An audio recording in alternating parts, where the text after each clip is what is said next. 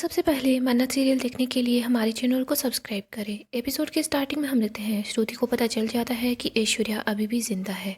आगे हम कुछ देर पहले का सीन देखते हैं जहां हम देखते हैं विक्रांत अपनी माँ को बोलता है कि आप कौन से मैसेज की बात कर रही थी। विक्रांत विशाखा का फोन ले लेता है, वो उसमें धैर्य और मन्नत की एक साथ पिक्चर देखता है। तभी यहाँ पर मन्नत पहुंच जाती है। वो बोलती है कि विक्रांत सर। मन्नत और विक्रांत एक दूसरे को देखने लग जाते हैं। विशाखा मन्नत के पास जाती है, उसको बोलती है कि तुम यहाँ पर अब क्या लेने के लिए आई हो? सब कुछ बर्बाद करने के बाद भी तुम्हारा दिल नहीं भरा क्या? धैर्य और विक्रांत दोनों भाई इतने सालों बाद एक दूसरे से मिले हैं। इन दोनों को एक दूसरे से गले लगाने नहीं चाहिए था, एक दूसरे पर प्यार लुटाना चाहिए था, लेकिन फिर भी ये दोनों भाई एक दूसरे के आमने सामने खड़े हैं सिर्फ तुम्हारी वजह से। मन्नत मन्नत, इतना सब कुछ करने के बाद भी तू इस घर में वापस आ गई है विक्रांत से बात करने के लिए। तुझमें थोड़ी बहुत शर्म है या नहीं है? मन्नत विशाखा को बोलती है कि मुझे आपसे कोई बात नहीं करनी, आप कमरे से बाहर जाइए, मुझे विक्रांत सर से बात करनी है और बात बहुत ही ज़्यादा पर्सनल है। मन्नत बस विक्रांत को ही देख रही होती है और विक्रांत मन्नत को देख रहा होता है। विशाखा बोलती है कि पर्सनल बात? मुझे तो ऐसा लग रहा है कि तुम्हारी आजकल जो भी पर्सनल बातें हैं ना, वो सिर्फ धैर्य के साथ ही होती है। आखिरकार तुम्हारा और धैर्य का रिश्ता इतना गहरा जो हो गया है।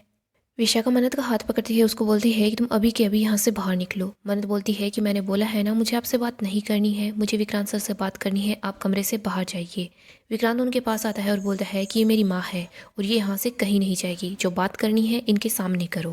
मन्नत विक्रांत को बोलती है कि लेकिन मुझे आपसे बात करनी है, आपको खबर देनी है जिससे हमारी ज़िंदगी बदल जाएगी। विक्रांत बोलता है कि बदल चुकी है, तुम्हारी नीयत बदल गई है, तुम्हारी सोच बदल गई है, सब कुछ तो बदल गया। विक्रांत मन्नत को बोलता है कि मुझे तुम्हारी कोई बात नहीं सुननी है, तुम चुपचाप यहाँ से चली जाओ, मुझे तुम्हारी शक्ल ही नहीं देखनी है। विक्रांत बहुत ही ज़्यादा गुस्से में होता है।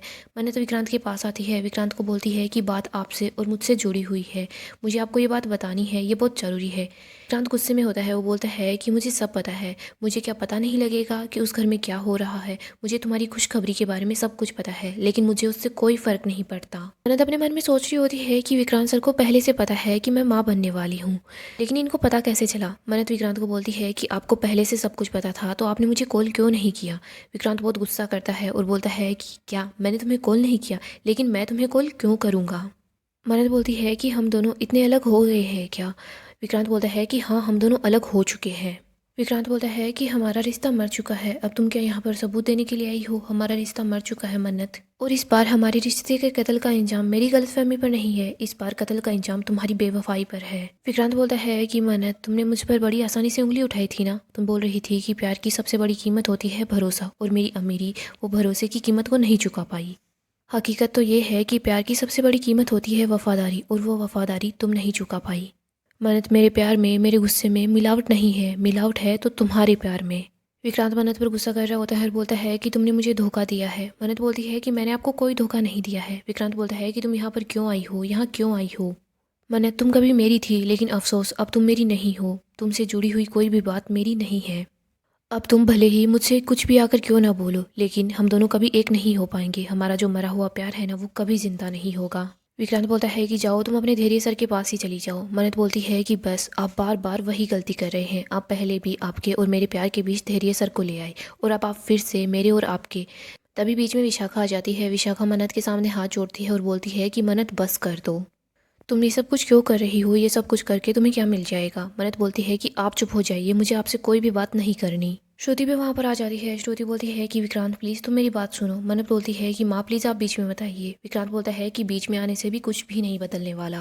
विक्रांत बोलता है कि अब तुम लोग मिलकर मेरी आंखों में धूल नहीं झोंक सकते हो। मन्नत बोलती है धूल? विक्रांत बोलता है कि हाँ धूल, मैंने सब कुछ अपनी आंखों से देखा है। तुम हर बार सबूत मांगती हो ना, तो ठीक है, अभी मेरे पास सबूत है। विक्रांत मन्नत को वो फोटो दिखाता है जिसमें धैर्य ने मन्नत का हाथ पकड़ रखा होता है। मन्नत को याद आता है कि धैर्य ने तो मन्नत को कॉन्ग्रेचुलेशन बोला था कि नई शुरुआत के लिए। मन्नत को बोलता है कि यही सबूत है तुम्हारी बेवफाई का। मन्नत बोलती है कि मैं आपको एक्सप्लेन करती हूँ। विक्रांत बोलता है कि कुछ भी एक्सप्लेन करने की ज़रूरत नहीं है, मुझे ना अब तुमसे बहुत ज़्यादा नफरत हो रही है। मुझे तो अपने आप पर गुस्सा आ रहा है कि मैंने तुम जैसी लड़की से प्यार किया। मन्नत, तुमसे अच्छी तो वो मलिका है जिसने मुझे पाने के लिए इतने झूठ बोले। कम से कम वो सिर्फ मुझसे तो प्यार करती थी, लेकिन तुम तो मुझसे कभी प्यार भी नहीं कर पाई।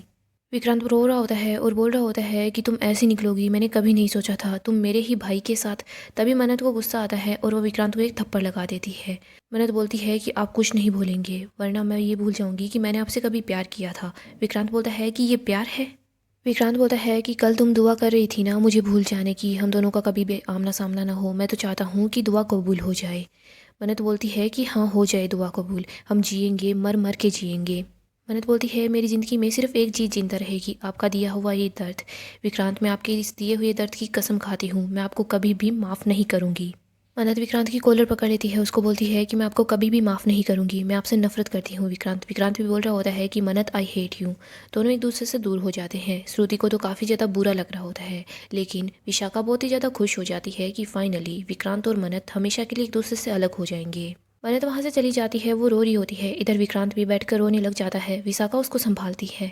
श्रुति मन्नत को बोलती है कि मन्नत तुझे क्या हो गया है। मन्नत बोलती है कि माँ, वो इंसान है ना, वो बात करने लायक है ही नहीं, मैंने यहाँ आकर ही बहुत बड़ी गलती कर दी। अब कुछ भी समझाने के लिए या समझने के लिए नहीं बचा है, उनके मन में सिर्फ जहर भर चुका है। मन्नत रो रही होती है, वो जोर जोर से चिल्लाती है कि मुझे यहाँ आना ही नहीं चाहिए था, मैंने यहाँ आकर ही गलती कर दी। मन्नत वहाँ से चली जाती है। इधर हम श्रुति को देखते हैं, वो बहुत ज़्यादा परेशान हो रही होती है। वो बोल रही होती है, बाबा जी मेरी मन्नत की ज़िंदगी में विक्रांत का होना बहुत ज़रूरी है। मैं ऐसा क्या करूँ कि वो दोनों सब कुछ भुलाकर फिर से एक साथ आ जाए। आगे हम ऐश्वर्या को देखते हैं, वो बहुत परेशान हो रही होती है। वो सोच रही होती है कि मन्नत और विक्रांत है ना, वो दोनों कभी भी एक नहीं हो सकते। मेरी जीत के लिए उन दोनों का हमेशा के लिए अलग होना बहुत ज़्यादा ज़रूरी है। ऐश्वर्या सोच रही होती है कि मुझे कुछ ना कुछ तो करना ही होगा। तभी उन लोगों के पास विशाखा पहुंच जाती है। मन्नत और ऐश्वर्या बोलती है कि बताओ ना क्या हुआ। तभी विशाखा डांस करना शुरू कर देती है। ऐश्वर्या के पास आती है, उसको घुमाने लग जाती है। ऐश्वर्या बोलती है कि विशाखा ये सब कुछ बंद करो, ये बताओ कि क्या हुआ है। विशाखा बता देती है कि उसने क्या किया और वहाँ पर क्या हुआ, कैसे विक्रांत और मन्नत ने एक दूसरे पर गुस्सा किया और एक दूसरे से अलग हो गए।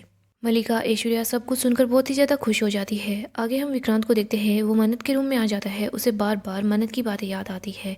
विक्रांत सोच रहा होता है कि मैंने नहीं सोचा था कि मिस मन्नत के जाने से मुझे इतना दर्द होगा, और मेरा बड़ा भाई धैर्य ऐसा कैसे कर सकता है, वो मिस मन्नत को प्रपोज कैसे कर सकता है। विक्रांत मन्नत को ही याद कर रहा होता है और वो रो रहा होता है। वो बहुत ही ज़्यादा दुखी हो जाता है, अंदर से टूट जाता है। विक्रांत अपने सामने मन्नत की पिक्चर को देखता है, वो उस पिक्चर को तोड़कर फेंक देता है। इधर हम देखते हैं मलिका, ऐश्वर्या, विशाखा तीनों बहुत ज़्यादा खुश हो जाती है। खुशी के मारे डांस करना स्टार्ट कर देती है। ऐश्वर्या बोलती है कि आज तो हमारा बहुत ही लकी दिन है।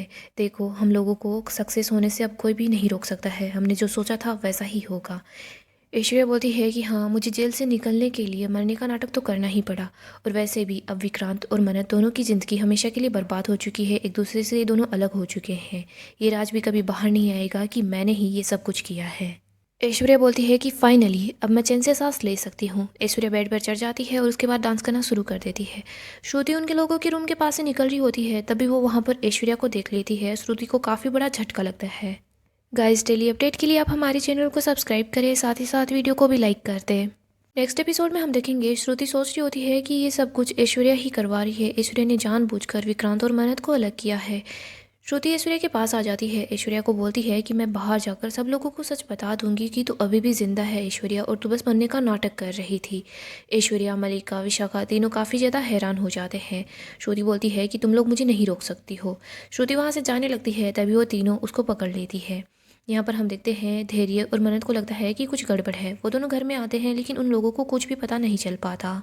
श्रुति उन लोगों से छुपने की बहुत कोशिश करती है, लेकिन ऐश्वर्या जैसे तैसे करके श्रुति को ढूंढ ही लेती है। श्रुति वहाँ से भागने की कोशिश भी करती है, लेकिन ऐश्वर्या अपनी ही बहन श्रुति को भी मार देती है। नेक्स्ट एपिसोड में हम देखेंगे, ऐश्वर्या बड़ी ही बेरहमी से अपनी ही बड़ी बहन को मार देती है।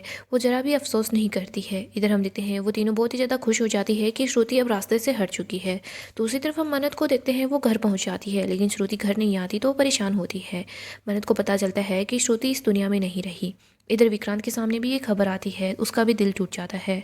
सो दोस्तों, नेक्स्ट एपिसोड तो काफ़ी धमाकेदार होगा। ऐश्वर्या का सच अभी किसी के सामने नहीं आने वाला है। अपडेट के लिए चैनल को सब्सक्राइब करें और वीडियो को लाइक जरूर कर दें।